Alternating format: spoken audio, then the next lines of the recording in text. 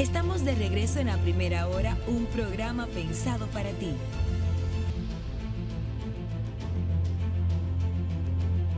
Gracias por seguir en sintonía con este su espacio A Primera Hora. Y en este día, en este lunes 14 de abril, traemos un panel sumamente importante sobre el impacto psicoemocional y social de esta tragedia que ha sacudido al pueblo dominicano, la tragedia del Jet Set. Y para tocar este tema, un sinnúmero de profesionales del área que nos van a ayudar a entender un poquito más y a ver la dinámica de lo que debe pasar. Están con nosotros el doctor Luis Ottenwalder, licenciado, psicólogo clínico, también terapeuta familiar, cognitivo y conductual. Está con nosotros la doctora Lisbeth Hermosén, quien es médico psiquiatra de niños, adolescentes y adultos. Y está con nosotros Moisés Guillén, psicólogo y terapeuta cognitivo conductual. Buenos días, gracias por estar aquí en este espacio con nosotros. Buenos días. Gracias por la invitación. De manera inicial, yo quiero que dejarle algo ahí como una preguntita sobre el tintero. ¿Qué tan impactante puede ser este evento para varios grupos de personas? Para las personas que tuvieron familiares que fallecieron, los heridos que también han estado, y para el pueblo dominicano, que a mi parecer esto ha sido algo realmente impactante, hasta para el que no tuvo ningún tipo de persona directa vinculada, pero creo que ha sido así un tema trascendente. Sí, nosotros creemos que así como usted dice, que hay un impacto general, un impacto social, un impacto individual, tiene mucho que ver con la relación que tiene de la tragedia me afecta a mí. Pero independientemente de eso, yo como psicólogo, como individuo, como dominicano, a mí me ha afectado muchísimo y no he tenido personas cercanas, pero es algo que me conecta con la tristeza, que me conecta con el sentido de la vulnerabilidad, qué tan vulnerables somos y de lo importante de entender el presente, de ser empático, de poder vivir en una sociedad con responsabilidad y compromiso. Claro, doctor.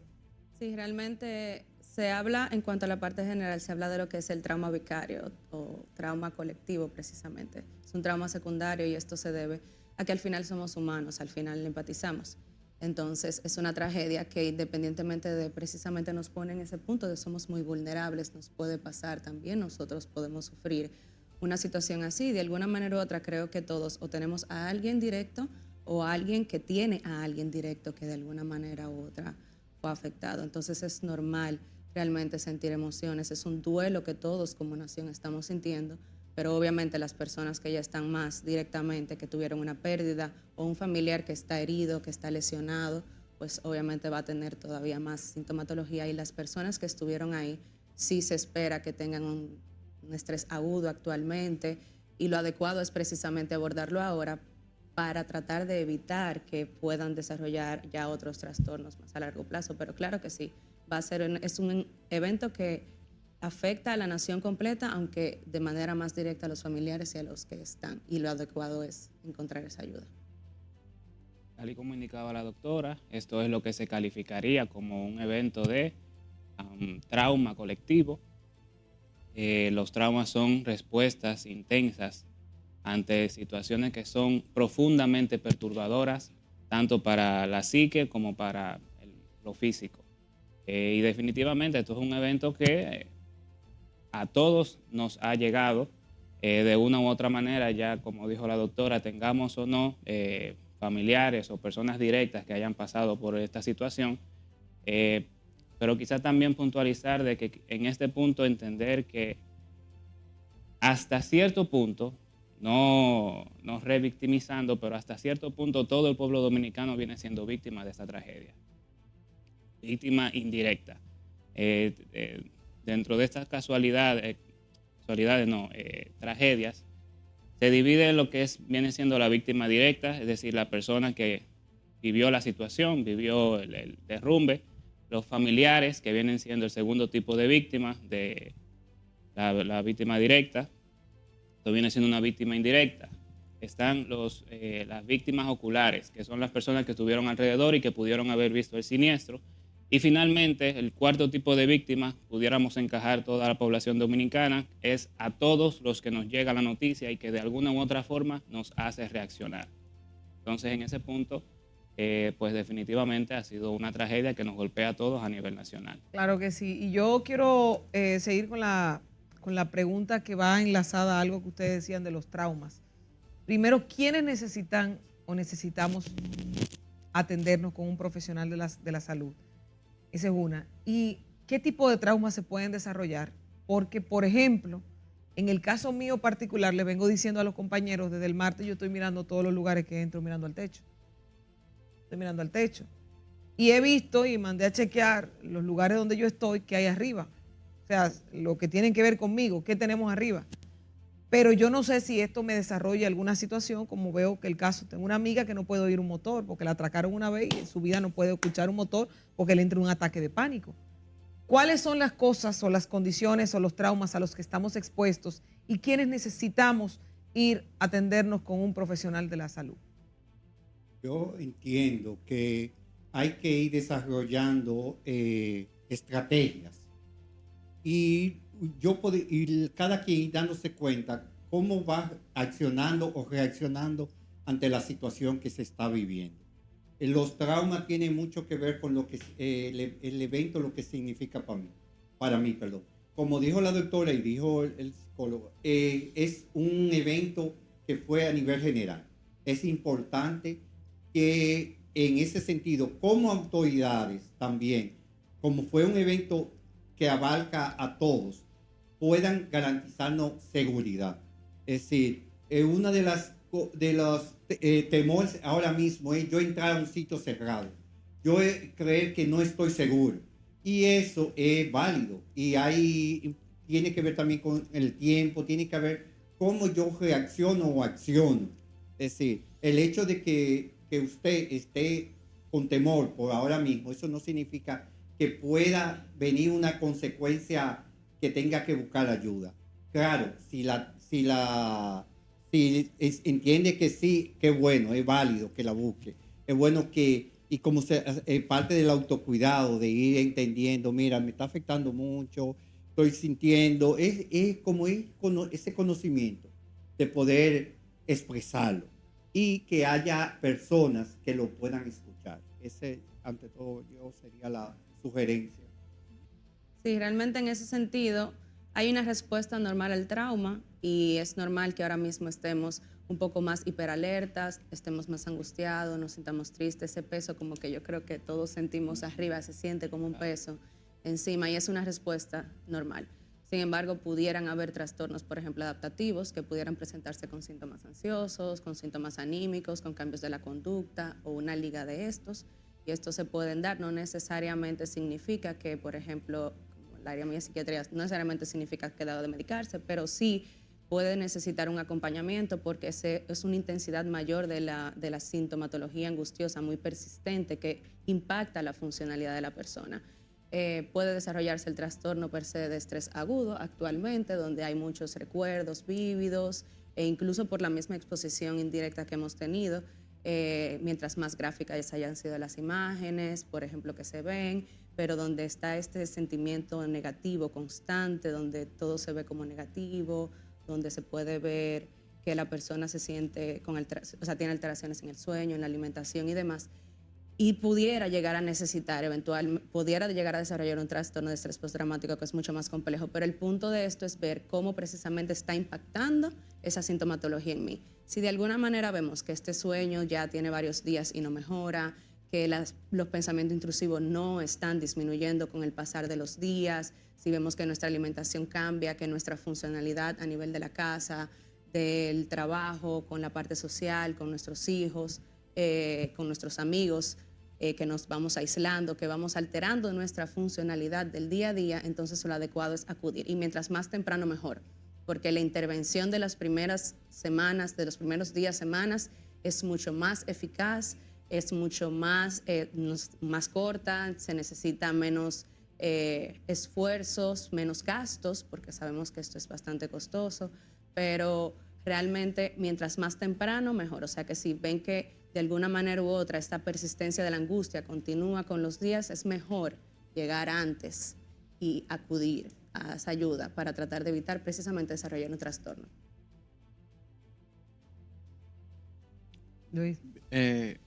Doctores, es un gusto que estén aquí con nosotros. Miren, la tragedia del jet set, evidentemente, nos ha enlutado y hemos tenido una consecuencia colectiva emocional que podría desencadenar en cualquier desequilibrio emocional. Pero voy a ser puntual con esto. En el caso del propietario, quien es Antonio Espaillat, emocionalmente, ¿cómo podría verse afectado? Y voy a ser puntual.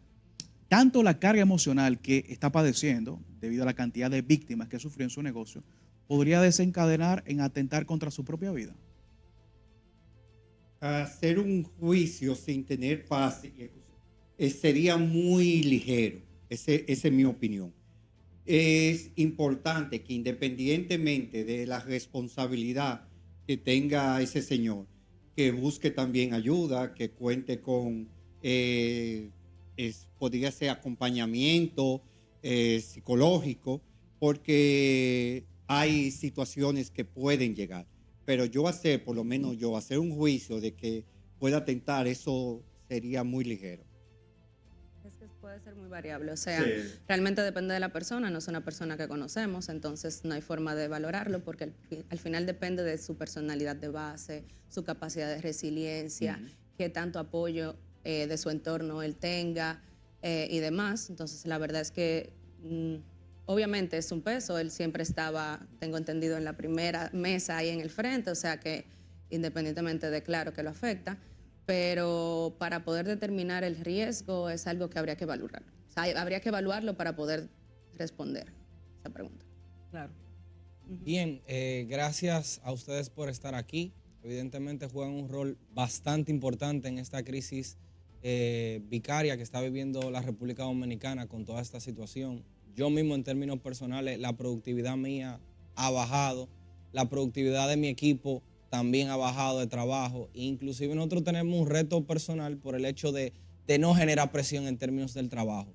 Yo quería hacerle una pregunta a los tres para que pudieran darnos información importante de cara a esto, y es la exposición mediática que está teniendo la sociedad en las redes sociales, en la televisión, de cara a esta noticia. Desde el aspecto psiquiátrico, psicológico, cómo atender esta carga que es muy difícil. Nuestra sociedad está expuesta a toda esta noticia que genera un desánimo social, que afecta bastante, que afecta la productividad. Gente que me dice, oye, me siento bastante mal viendo todo lo que está pasando, todo lo que está aconteciendo. ¿Cuál debería ser el abordaje que debemos darle respecto a esta situación? Para el abordaje, ante todo, individual.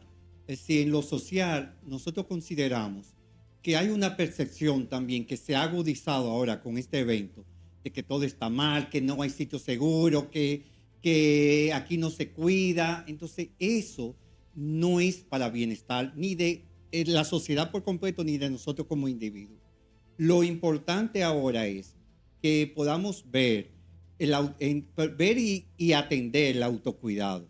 Es decir, estar pendiente de mi bienestar. Muchas veces en las redes, en los medios, lo que se proyecta no es el bienestar, es el sensacionalismo de que de que las cosas no son como se dicen, que hay cosas escondidas, que siempre como esa metanarrativa de que todo está mal, que las cosas no se hicieron bien. Ok, como sociedad, yo no estoy diciendo que si se hicieron bien o mal.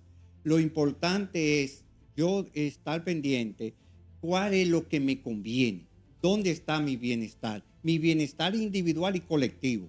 Entender también que el bienestar colectivo va a afectar y va a influir mucho en mi bienestar individual. Entonces, la sugerencia que nosotros damos, o que yo particularmente doy, es que podamos ir viendo qué estrategias podemos usar de ser empático, de poder ser solidario, de como colectivo, de yo ocuparme, decir, wow, pero Yo no puedo hacer como ocuparme de muchas personas que no conozco. Voy a ocuparme de los míos o de mí mismo. Pedir ayuda es parte de mi autocuidado. Entonces, ese es lo que yo entiendo y que hoy podría ser de beneficio.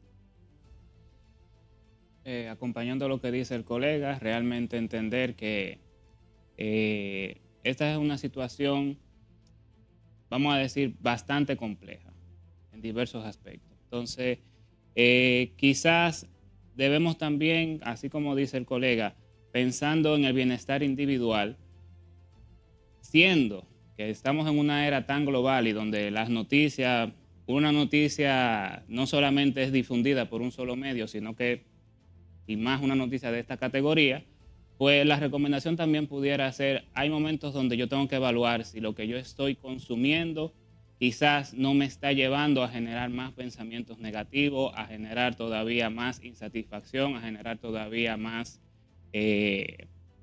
sentimientos negativos. Entonces, quizás también tomarme una pausa es conveniente, quizás cambiar de canal, pudiéramos decir también, cambiar hasta cierto punto de lo que estoy visualizando. ¿Por qué? Porque cuando nos sobresaturamos de algo también eso influye de manera negativa en nuestra psique.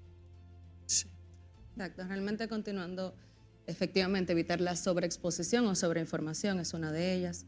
Buscar lugares de noticias que realmente sean verídicas, que den quizás la información más puntual, que no sean sensacionalistas, no caigamos en el morbo, realmente tratar de evitar la difusión de ese tipo de escenas tan crudas, pero también de nosotros recibirlas. Y efectivamente ver cuándo hay que hacer una pausa, porque yo misma el martes como a las 6 dije, yo no puedo, no puedo, o sea, realmente es demasiado y yo necesito desconectarme un rato de todo esto y lo hice, o sea, y lo he tratado, el punto es irse cuidando, o sea, cuidar la rutina, es decir, el sueño, la alimentación, tratar de tener esos momentos de ocio, de relajación, donde uno pueda como soltar ciertas cosas, buscar el apoyo, sí, desahogar lo que se siente, porque todo lo que no decimos sale por alguna otra parte del cuerpo, pero tratar de buscar apoyo, tratar de no sobreabundar en el tema, de tener espacios donde no solamente se hable de eso, sino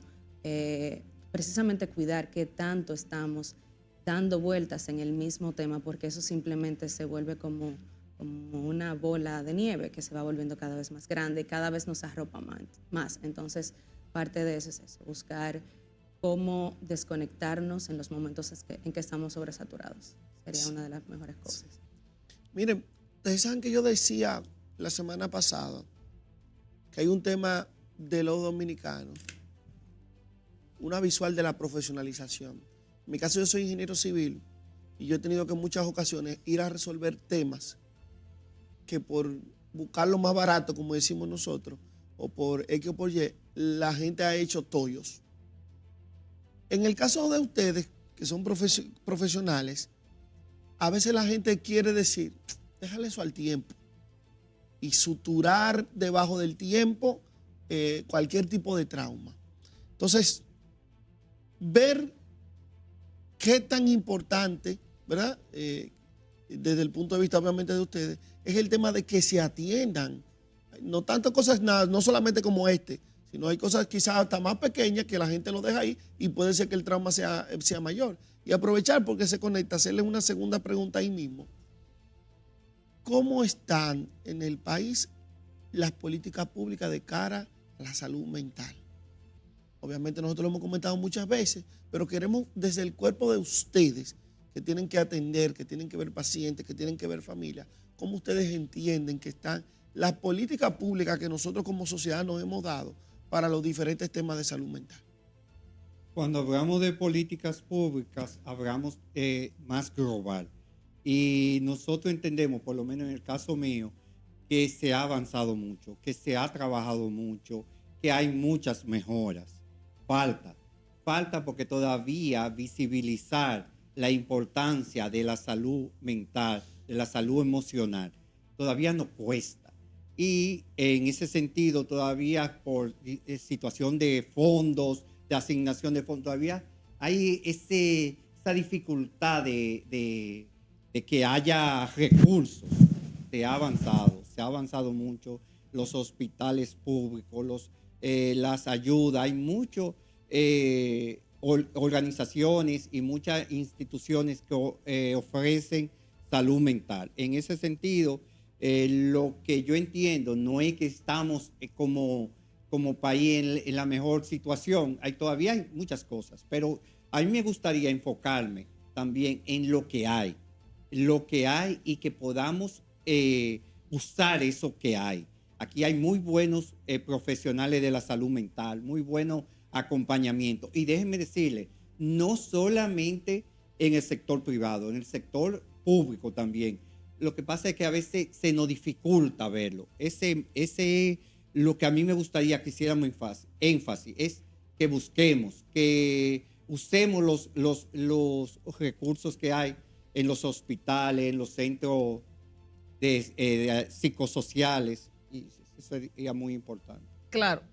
Realmente en ese sentido, responder a la primera pregunta fue lo que dije ahorita. Mientras más temprano se aborde, mejor. Entonces, si vemos que ya tenemos una semana de que pasó esta tragedia esta noche, ¿verdad? Entonces, si vemos que persisten los síntomas, que nos seguimos sintiendo mal, que la angustia no cede, que el sueño, la alteración en la alimentación, la forma en que estamos viviendo nos está todavía siendo muy disfuncional, entonces es mejor buscar ayuda ahora y tratar de evitar precisamente que se convierta en un trastorno. Y en cuanto a las políticas públicas, efectivamente, sí ha mejorado, no vamos a decir que no, sí ha mejorado. ¿Que estamos en pañales? Sí, realmente estamos en pañales, pero tiene que ver con que incluso el Producto Interno Bruto, o sea, solamente el 1.8% es para salud en sentido general, y para salud mental es menos de un 1% de ese 1.8%, o sea, del 100%, menos de un 1% es para salud mental. Claro que estamos cortos, pero estoy de acuerdo con que sí son muy buenos profesionales, o sea, muchos de nosotros estamos a nivel privado y público. Al final somos los mismos profesionales, los que estamos en el nivel público también tenemos la práctica privada, y es tratar de sí acudir, porque sí hay. En muchos lugares se están haciendo también muchos grupos de apoyo, tanto para los familiares como para los rescatistas. Espero que de verdad que las personas que estuvieron ahí reciban ayuda, porque fue mucho lo que vieron. Se están haciendo muchos grupos de apoyo, ya sea de manera virtual, de manera gratuita, de manera presencial en algunos lugares. Entonces, tratar de acudir a esos. Y muchos de nosotros, independientemente a nivel privado, sabemos que estamos ante una crisis y tenemos la disposición de ayudar dentro de lo más que se pueda. Acompañando a mis colegas, realmente respondiendo a la primera pregunta, el tiempo por sí solo no puede curar nada. Si no ejecutamos acciones pertinentes por nuestro propio bienestar, pues lamentablemente con el tiempo solo no vamos a llegar a ningún lado. Necesitamos ejecutar acciones como buscar la ayuda cuando, por ejemplo, en el caso de esta tragedia que ya va una semana el día de hoy, si veo que los síntomas persisten, veo que todavía quizás ni siquiera soy una víctima directa o indirecta, pero siento que ya llevo una semana, no puedo dormir, quizás es momento de decir, ok, necesito ayuda. Parece que yo solo no soy capaz de lidiar con esta situación y es momento entonces de que busque a alguien más que me pueda orientar. Claro que sí. Yo tengo una curiosidad interesante porque creo que la doctora decía algo de lo costoso que es también acceder a la salud, al tema de la salud mental y del presupuesto que hay. Y siempre se nos dice, vayan a un profesional, hay que ir a un profesional, pero hay varias situaciones. Por ejemplo, ¿a dónde voy? Yo lo tengo a ustedes tres hoy aquí, pero cuando a mí me llega a la cabeza una gente común y corriente normal, ¿a dónde voy? ¿Cuál sería si voy, cuál es el método? ¿Tengo que hacer una cita? ¿Me aparezco allá? Tercero, ¿qué tan llenos están los horarios de los doctores?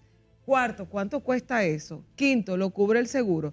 Eso es una sola pregunta y yo quisiera que ustedes me dieran su parecer, porque si nosotros logramos identificar que es lo primero, que necesitamos ayuda de un profesional de la salud, lo segundo es, ¿a dónde voy? ¿Cuál será ese profesional que me va a asistir?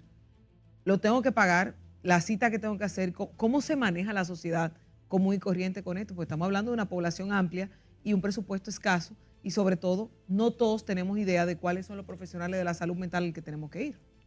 Todavía en ese sentido yo estoy de acuerdo con la opinión que dio la doctora, que se necesita mucho más recursos. Y la realidad es que todavía es difícil entrar muchas en poblaciones. Ejemplo, en Santo Domingo nosotros tenemos más facilidades. Esa es la realidad. Muchas de los acompañamientos, todavía falta muchos psiquiatras y en el interior, que eso se ha mejorado, pero todavía. Es decir, todavía en Santo Domingo el abordaje es más fácil, exactamente, que en el interior. Ojalá que las cosas sigan avanzando, que se pueda, y que este evento, esta tragedia, nos ponga en contacto de la importancia de un acompañamiento en la salud mental, de poder tener entender, porque una también de las dificultades es el estigma, de que creemos que si buscamos ayuda en salud mental, somos débiles,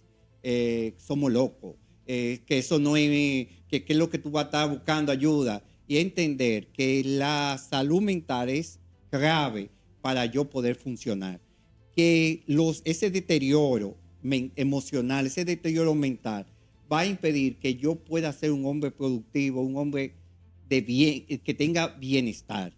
Y eso, y una cosa importante que dijo mi colega, es que cuando yo voy dejando, no, déjame dejar que las cosas tal vez cambien. Cuando yo voy posponiendo, lo que va haciendo es que se van guardando situaciones que me van a generar cada vez más daño.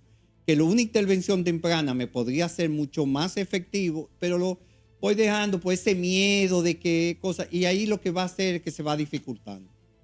Claro. Sí, realmente los protocolos que tenemos en el país, pudiéramos decir que no están tan actualizados o estandarizados para la realidad que vive la República Dominicana. Lo correcto ante la situación en la que necesito buscar ayuda y buscar ayuda por temas mentales, lo correcto debería ser que yo asista a un centro de salud primaria. Desde el centro de salud de atención primaria se me va. Cuando llegamos a emergencia, por ejemplo, en un hospital, en el caso del sector público, a través de la emergencia, tú puedes llegar y puedes ser referido a un psiquiatra o puedes ser referido incluso a un psicólogo, pero normalmente en emergencia te van a referir a un psiquiatra y el psiquiatra va a hacer la referencia hacia un psicólogo clínico, pero usualmente así es como debe de realizarse. Se debe de ir primero a la atención primaria, que el médico general te estime si verdaderamente lo que necesitamos es ayuda mental o si quizás pueda haber algún tipo de situación, quizás con la tiroides, quizás endocrinólogo, que pudiera estar también afectando la situación. Cuando se hace el referimiento a psiquiatría, entonces, el psiquiatra pues tiene la autoridad de decir, ok, mira, a partir de aquí yo podemos trabajar esto, sería bueno que trabajes esto en el área clínica, pero ¿cómo lo hacemos en el área privada? Quizás dentro del área privada, como dije, tenemos un método estandarizado para la República Dominicana y lo solemos hacer un poco al revés. Vamos primero a donde el profesional, el psicólogo, que suele ser donde tenemos menos prejuicios. El psicólogo entonces, si es serio y responsable, va a referir a psiquiatría para determinar o evaluar que no haya ningún tema más profundo y que no sea visible en una entrevista psicológica. Y a partir de ahí entonces se lleva el tratamiento. En general, sí es importante que se acuda. A nivel privado, en general, vamos a ver que casi todos los centros tienen una forma de contactarse. Una forma más fácil quizás es llamar a los centros de salud mental que hay y preguntar por quiénes están disponibles para tratar este tipo de situación, porque también no todos los profesionales dentro de la salud mental tienen la misma especialización, aunque todos tenemos una base que conocemos, ¿verdad?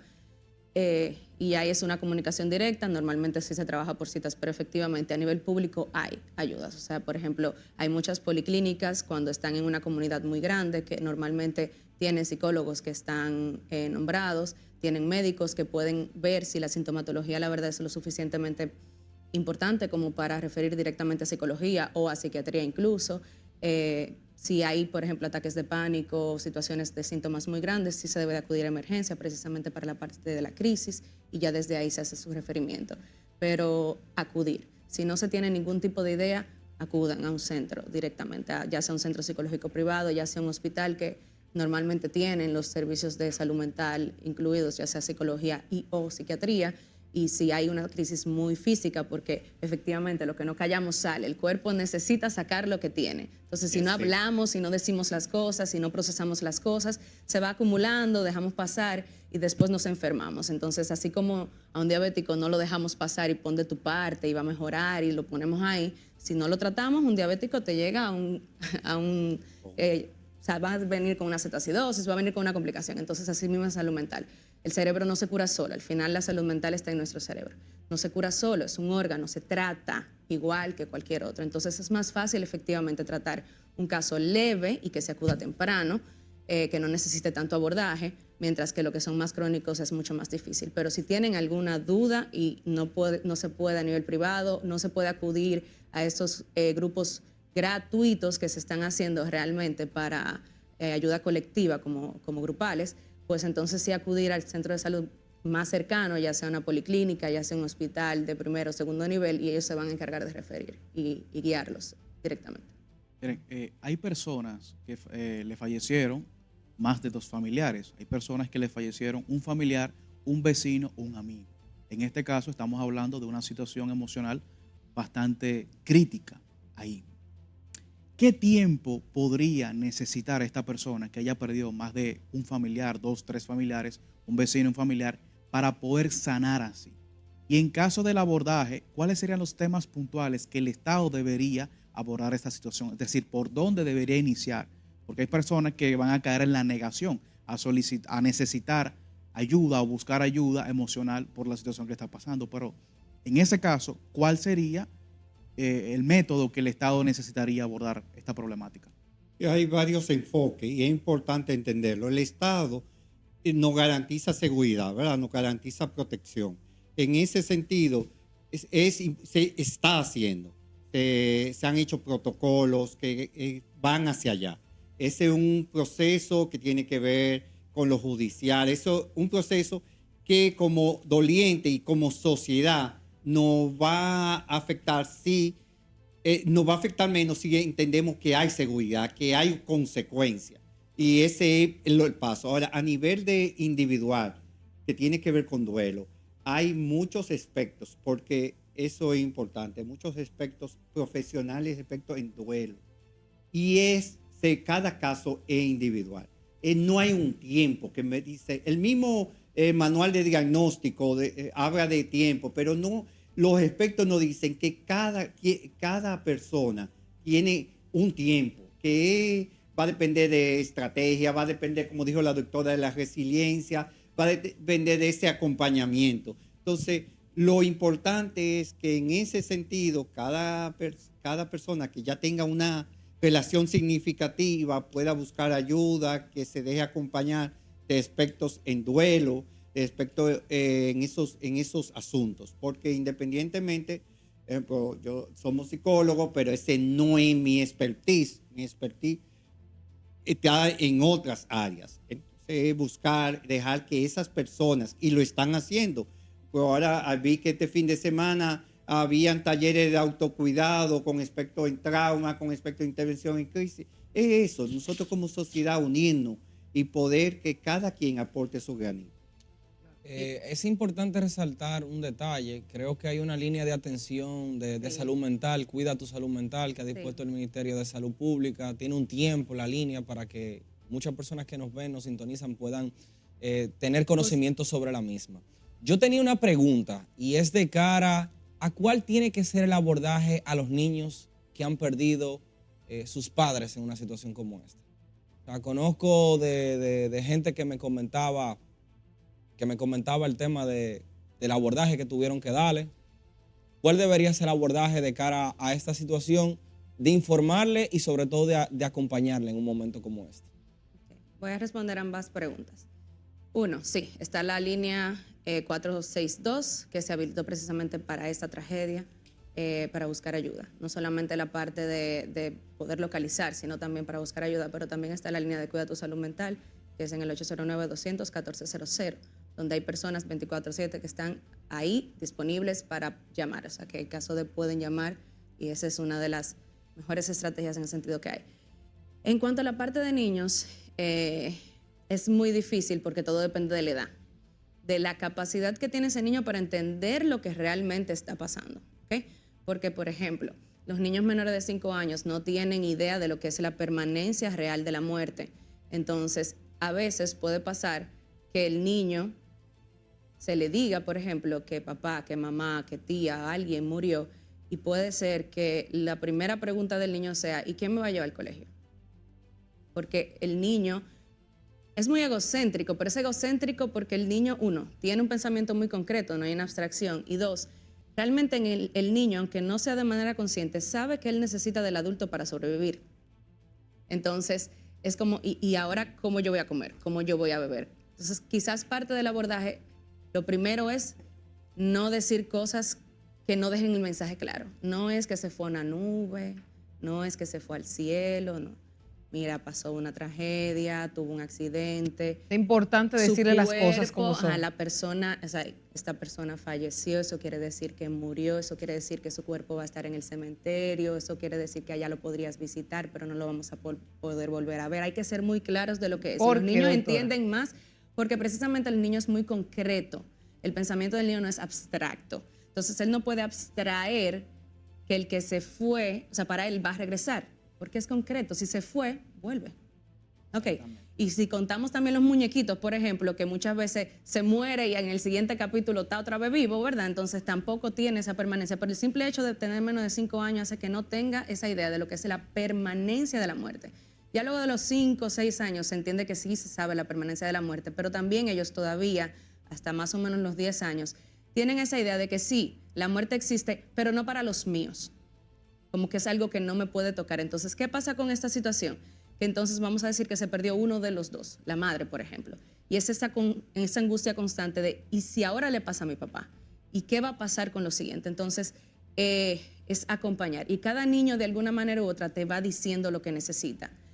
Literalmente, es como, ¿y quién va a hacer tal cosa por mí? ¿Y cómo yo voy a hacer tal cosa? Y si yo quiero hablar con él, ¿cómo lo voy a hacer? O sea, y es responderle directamente. A veces nos queremos complicar explicando muchas cosas y no es eso, es responder lo que el niño necesita, porque el niño tiene un pensamiento precisamente muy concreto, muy limitado.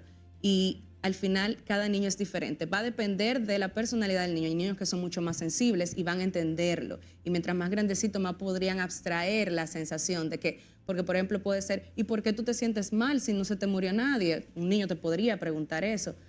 Pero es porque no entiende que uno se pone en el pie del otro, porque simplemente para el niño es concreto. Tú sufres, o sea, yo sufro como niño si a él le pasó algo, porque lo estoy viendo, pero si yo no lo veo, no puedo entender que él tiene un dolor, porque no lo estoy viendo, entonces es posible que no lo haga. Entonces, además de eso, hacerle un ritual.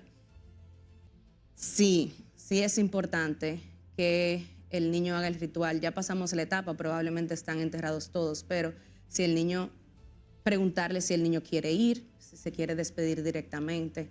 Lo primero es que el adulto que los va a acompañar, el grupo de adultos que lo va a acompañar debe de estar en ese momento lo más estable posible, permitirle que esté, sacar a toda la persona que no deba de estar, que no sea necesaria en ese momento. Y si no fue o no puede o no quiso, hacer como quiera un ritual de despedida, una carta, un dibujo, después prender una vela en la casa y rezar por esa persona, llevar una flor al cementerio ya después de, quizás donde ya no haya tantas personas, pero hay que hacer un ritual para el ritual de despedida es necesario, es importante para el duelo. Entonces sí hay que abordarlo.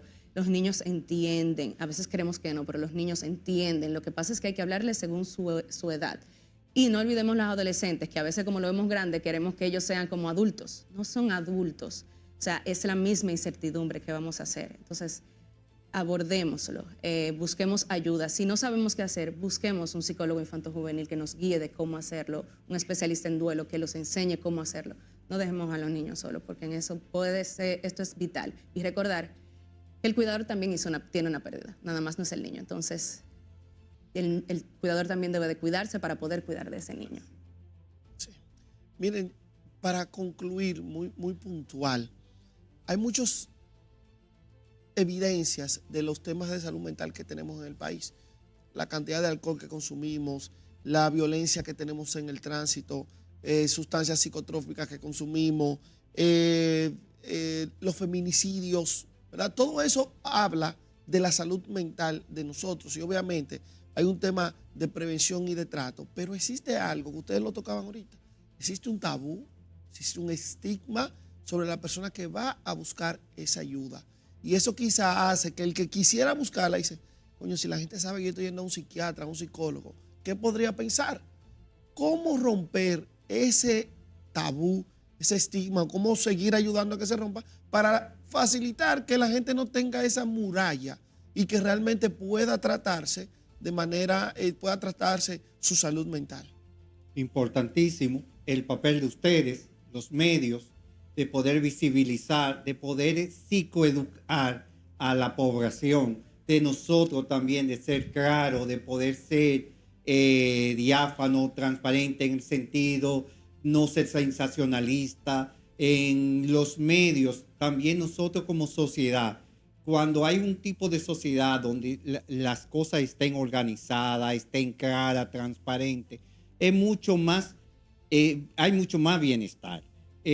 Tú estás hablando de mucho tema, feminicidio, intoxicaciones, adicciones, situación de violencia, de ira, y eso es importante que haya un enfoque, primero como dijo usted al principio, un enfoque de salud pública, un enfoque también de nosotros como sociedad, de nuestra responsabilidad, de poder educar y los medios también, de poder entender que cuando yo accedo, cuando yo busco ayuda, el bienestar es mío y de los que están cerca de mí.